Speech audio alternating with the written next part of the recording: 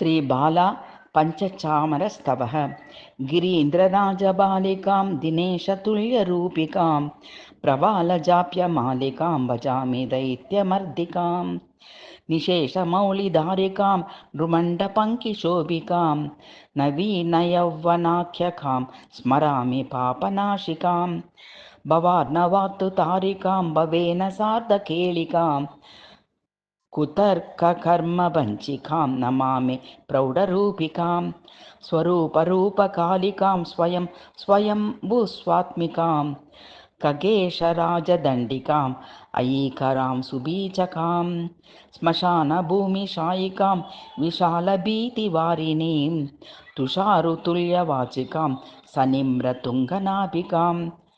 सुपट्टवस्त्रसाजिकां सुकिटिङ्किनी विराजितां सुबुद्धिदायिकां सुरासदा सुपीयकां सक्लीं ससौः ससर्गकां सनातनेशचाम्बिकां सृष्टिपालनाशिकां प्रणौमि दीर्घकेशकां सहस्रमार्गपालिका परात्मभव्यकां सुचारुवक्त्रका शिवं ददातु भद्रिका